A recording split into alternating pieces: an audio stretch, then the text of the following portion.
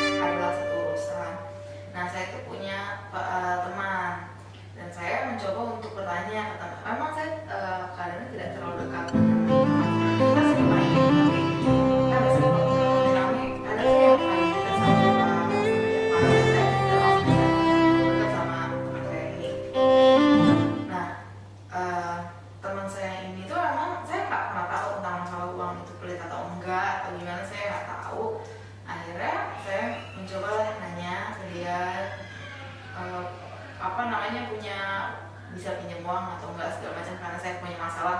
Saya ceritain lah masalah saya saat itu. Akhirnya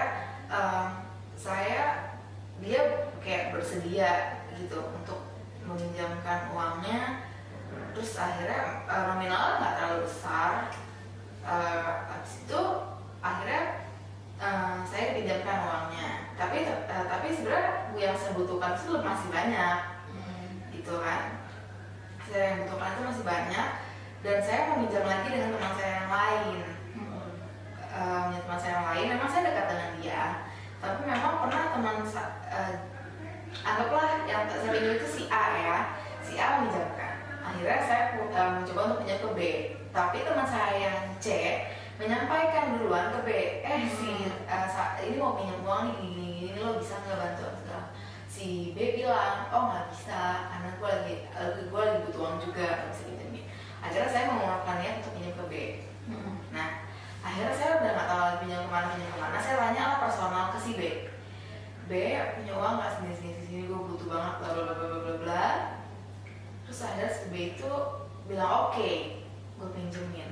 Tapi memang dia orangnya sibuk, suka hilang gitu. Akhirnya saya butuh, udah deadline lah tanggalnya, ini sistem saya si B ini belum transfer.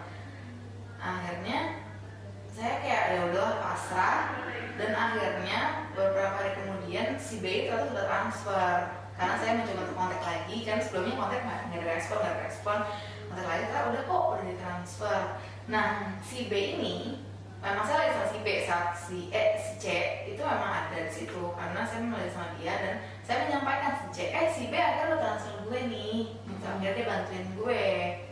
Akhirnya si B itu kayak oh iya yaudah deh, oke. Akhirnya saya menjelaskan masalah itu selesai. Saya nggak pernah bertemu lagi dengan si B dan si A, nggak pernah ketemu lagi. Dan saya mau punya lagi teman satu lagi, si D. Si D ini memang suka bareng sama saya, dan memang karakternya itu nggak tahu polos, nggak tahu apa sih, kayak emang dia bodoh atau nggak ngerti. Jadi dia memang tahu masalah saya, cuma emang suka comel, dan saya tuh nggak suka masalah saya tuh tersebar, gitu kan. Nah, akhirnya saya sudah melakukan perjanjian dengan si C, tahu masalah ini ya udah nggak usah disebarin lagi. Oke, akhirnya dia janji untuk nggak nyebarin. Nah, akhirnya udah sekian lama lah saya belum balikin nih uang teman-teman saya. Karena saya udah bilang, saya tidak memberikan waktu, saya balikan, tapi saat saya punya rezeki, saya akan balikin, dan saya nggak akan pernah lupa saya punya hutang itu. Nah, akhirnya si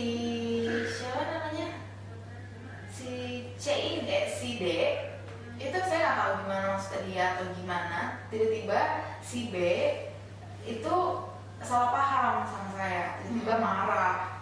Saya nggak tahu permasalahan itu apa, tiba-tiba Dan karena memang si B ini tipikal orang yang suka ngilang, saya berpikir ya udah dia ngilang bukan karena dia marah sama saya gitu. Nah itu saya bingung gitu kan, kayak gimana saya, karena akhirnya ada teman saya lagi bilang si B itu marah sama lo karena bla bukan masalah uangnya, tapi ada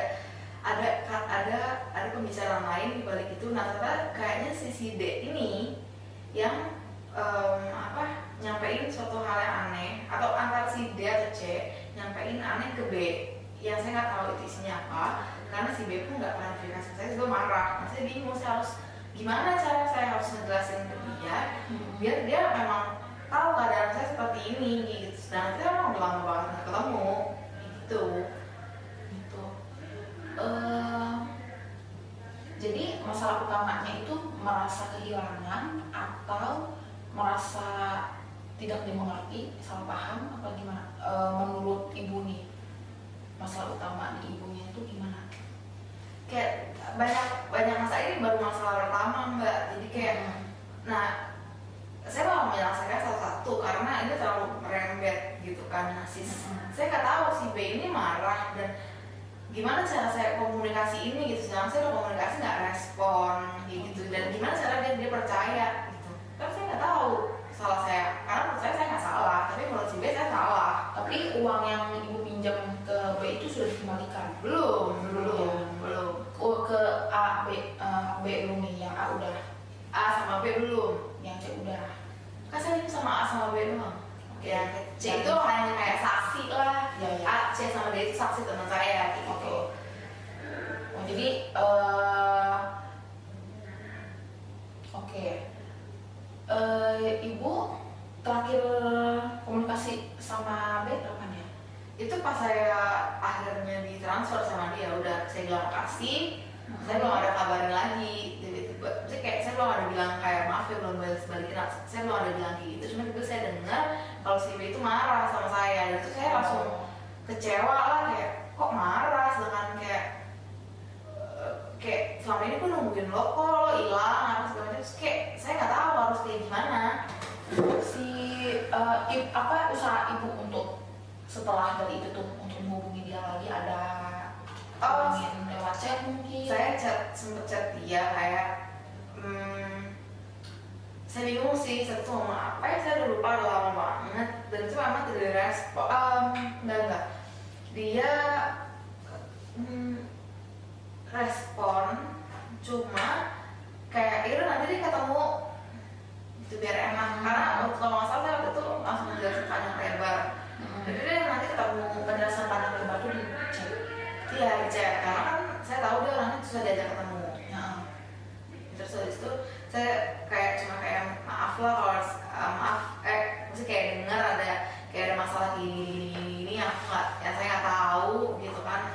Itu sebenarnya masalah kayak kronologinya gimana saya nggak tahu. Akhirnya saya pokoknya bilang saya agak lupa sih isinya apa. Pokoknya saya bilang saya minta maaf dan kapan bisa ketemu untuk biar ngomongnya lebih enak. Saya cuma bilang dia lagi di luar kota dan nanti dikabarin kalau udah pulang, dan nggak ada kabar lagi gitu. Jadi teman-temannya mungkin ada yang tahu dia lagi di mana gitu? Enggak, karena kayak kita terakhir kan pas kuliah, terus kayak udah pada lulus juga, udah pada nggak, masih kayak udah nggak tahu kemana gitu kan. Terus ya udah nggak ada yang tahu, jadi saya nggak mencoba untuk tanya karena pasti kayak kenapa nyariin, pasti mereka pada penasaran juga kan. Jadi saya nggak tahu gimana caranya untuk biar bisa ketemu, misalnya kayak bisa dia percaya gitu kalau kronologi itu seperti ini loh, karena saya juga nggak tahu omongan apa yang dia dengar, dan saya nggak mungkin kali nanya ke C dan ke D dong.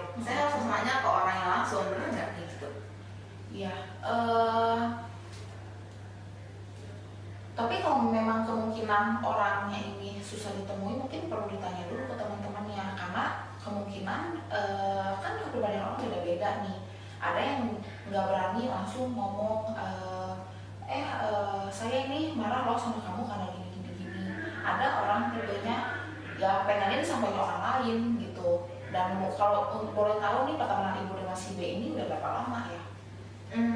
Saya pertemanannya itu mungkin 1 tahun, nggak lama, cuma kita deket banget kayak. Tapi memang pertemanan itu gimana ya, kayak saya punya sahabat, dia tuh teman sahabat saya, jadi kayak nggak mau ya emang deket, jadi memang dia kalau ada apa-apa nanya ke sahabat saya, kalau saya ada kayak ada sahabat saya yang perantara gitu loh. Jadi kayak sebenarnya emang dia itu sama orang yang deket banget pun saya tanya sama sahabat saya itu yang udah deket lama, udah kenal lama, itu emang dia karakternya seperti itu, dia suka ngilang. Jadi kayak apa namanya, kayak dia suka nanti main sama siapa nggak tahu, ntar ngilang di chat bener-bener nggak balas, di telepon nggak diangkat, tiba ngilang. Tapi kalau misalnya kayak gitu emang bener nggak tahu, kayak kita nggak bisa nanya juga kenapa sih ngilang, kan karena itu hak dia gitu kan, dia mungkin nggak mau berkomunikasi atau apa. Tapi saya tahu kalau dia itu marah karena sahabat saya yang nyampein itu udah bilang kayak dia marah loh sama lo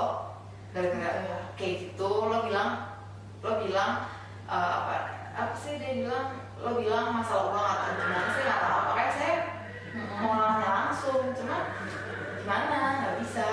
Tapi setelah yang di chat yang ibu panjang-panjang itu, dianya konfirmasi nggak memang marahnya itu karena uang, itu ada ibu bilang?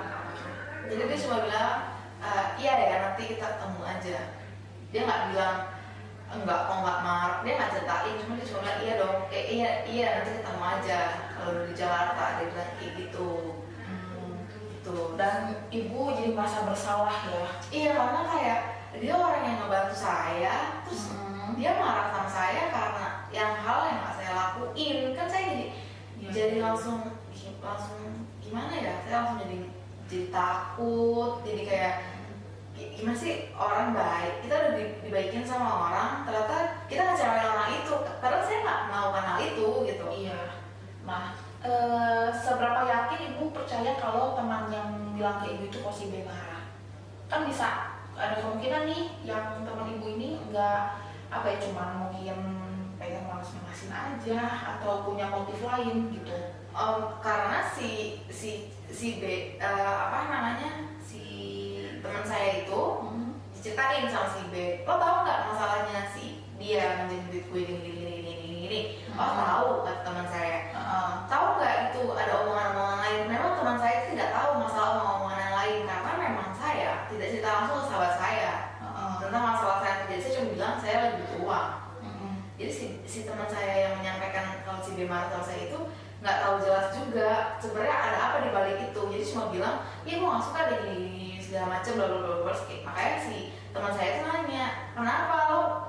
Dia marah kalau sama lo, ini ada apaan? Nah, saya jadi kayak marah, saya sih nggak tahu kayak gitu loh. Jadi ya bingung, makanya kayak gimana caranya untuk kayak merubah orang kayaknya susah ya. Maksudnya ibu berharap mungkin dia ke Jakarta lagi dan merespon ibu gitu ya, ketemu lagi dan secara clear nih, oh kamu marah ya sama saya gini. Nah ini kan benar-benar nggak bisa kita kontrol nih keputusannya si B ini kan. Nah tapi saya lebih ke ibunya nih.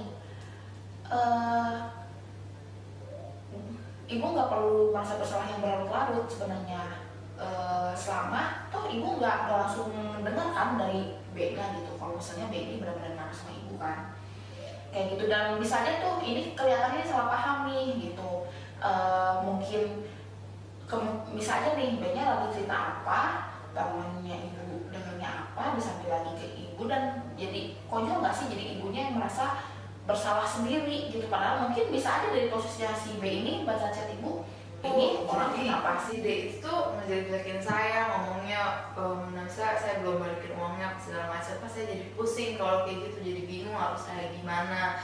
Jadi kan kepercayaan orang lain kepada saya jadinya jadi keganggu juga dong, padahal sebenarnya saya nggak ngelakuin kayak gitu ya. Saya kalau seorang yang udah baik sama saya kan, saya nggak mungkin ngelupain kebaikan mereka juga gitu, apalagi dia udah minjemin uang ke saya kayak gitu. Makanya saya tuh kayak udah nggak mau lagi gitu ketemu sama si D ini, karena kayak hidup saya tuh jadi hancur lah gara-gara si D ini. Dan tapi saya sama yang lain masih mau temenan, cuma kalau misalnya sama si D saya kayak udah nggak mau, dan kayaknya menurut saya mengganggu hidup saya.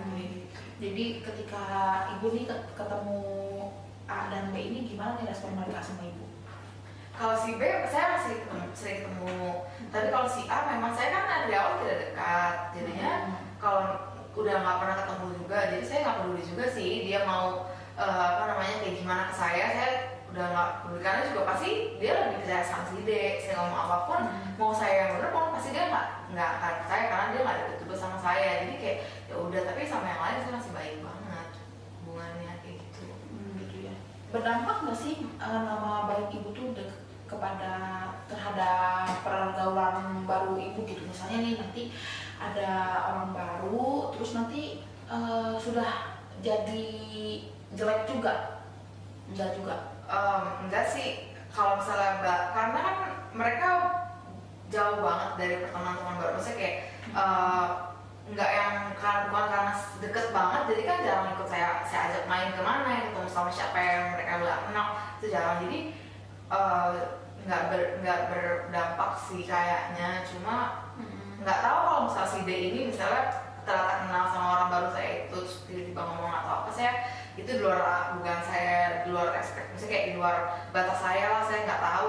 Tapi kalaupun misalnya ada misalnya teman permainan juga gitu, ternyata akhirnya tahu, saya udah kayak poker face dan buka tembok aja lah, udah serah aja kayak gitu, udah pasrah, maksudnya kayak percuma kita ngebela diri buat apa juga gitu kan. Jadi biar aja terserah orang, pasti banyak banget yang bakal ngomongin saya, cuma saya udah biarin aja, serah mereka mau ngomongin apa gitu. Tapi sejujurnya ibu merasa bersalah nggak sih sama diri sendiri?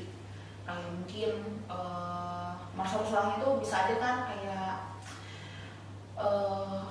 kenapa ternyata sebenarnya saya nggak menduga nih dengan hanya meminjam uang tapi berdampaknya kemana-mana gitu, dan sempat menyesali itu nggak sih?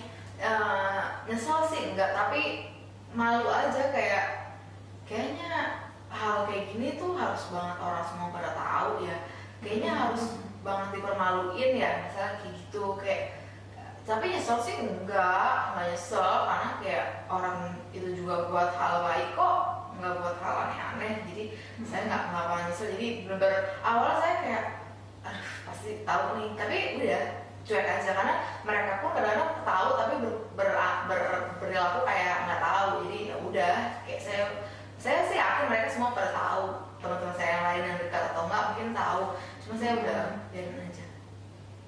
Tapi sebenarnya masalah ibu sama si A, B, dan D ini enggak clear dong ya, enggak ada pemberesan gitu satu sama lain, enggak ada penjelasan. Enggak, karena saya gimana ya,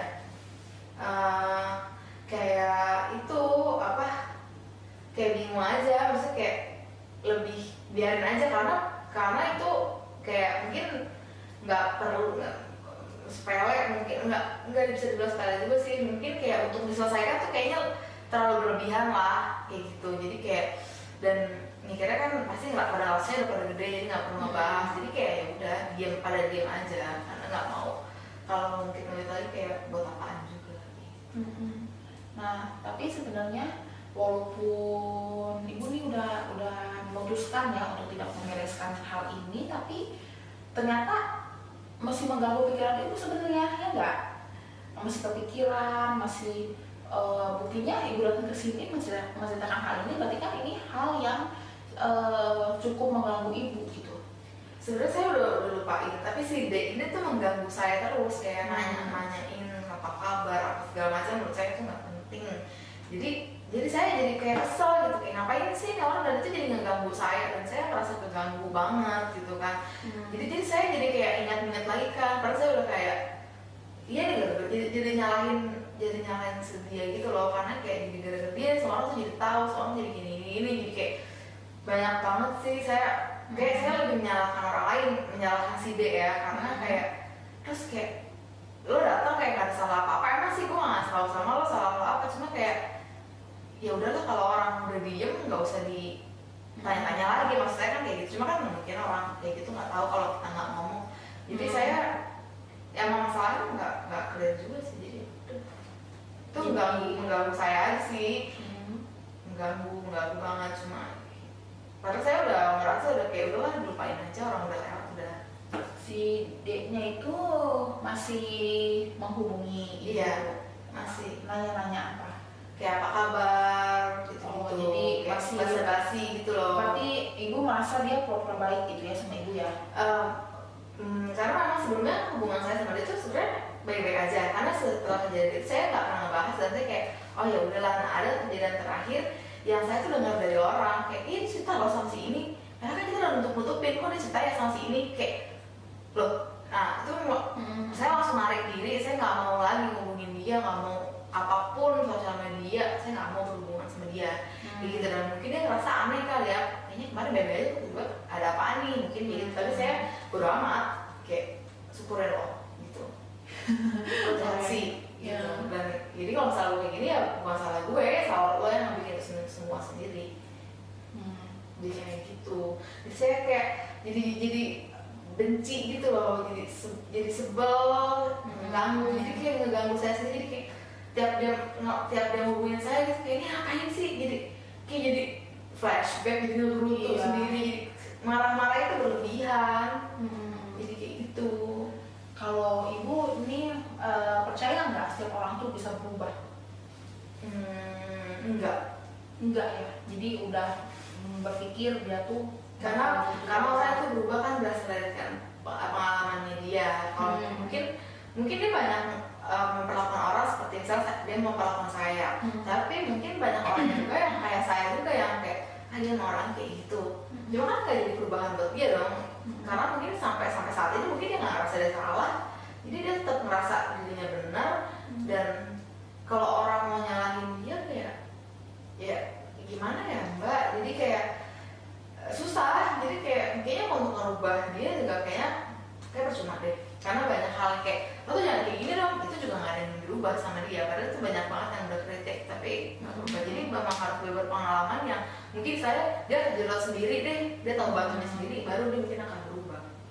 Oke. Kalau ibu merasanya ibu bisa berubah nggak? Kalau saya mungkin secara sadar, mungkin saya merasa saya nggak berubah. Tapi mungkin dari cara pemikiran saya atau cara saya berperilaku, saya berkata mungkin ada perubahan. Karena saya beberapa kali, dan saya tipe orang yang saya dikritik saya terima, kayak malah karena saya suka kayak nanya nih ke teman saya, ini bagus nggak sih, ini jelek nggak sih. Sebenarnya saya bukan minta jawaban yang saya harapin. Saya pengen melihat beberapa dari pandangan mereka, tapi kadang-kadang teman-teman saya kan kayak bagus kok. Padahal saya kayak sebenarnya saya ragu, memang bagus itu bukan kayak pengen ya bagus bukan, cuma kayak pengen nggak sih, sebenarnya kurang ininya saya lebih bisa terima gitu. Kayak misalnya kayak kadang saya ngasih tau dulu ke orang ya kalau gue tuh orang kayak gini, kayak gitu. Jadi kayak kadang mereka kayak pasti lo marah-marah mulu, lah emang iya kayak gitu, karena emang hal yang perlu marah-marahin misalnya kayak gitu. Jadi kayak mungkin secara sadar saya nggak berubah, saya nggak merasa saya berubah, cuma mungkin banyak hal yang kayak orang kayak oh lu udah bisa kok nih dikasih tanggung jawab ini, oh lu udah bisa kayak gitu. Itu mereka sendiri yang ngomong ke saya, bukan saya yang gue udah berubah kok kayak gitu. Oke. Saya takutnya nih kalau misalnya nggak diberesin, ibu bisa nggak memaafkan diri sendiri lagi, nanti flashback lagi. Mungkin gini. Bisa minggu depan datang ke sini lagi, dan nanti saya kasih PR nih dalam seminggu. Ibu tulis hal-hal apa aja nih yang nggak bisa ibu terima dalam diri ibu. Nah mungkin nih apa ya yang tadi misalnya penyesalan akhir-akhir ini, atau mungkin yang udah lama banget juga nggak apa-apa, tulis penyesalannya apa aja, di umur berapa kayak gitu. Nah nanti di course berikutnya boleh tuh ibu ceritain, karena kelihatannya nih ada kebiasaan ibu gak menyelesaikan masalah gitu. Dan pasti hal ini berdampak sama pekerjaan ibu nantinya, atau mungkin di kuliah juga kayak gitu. Ini kan hanya masalah komunikasi nih.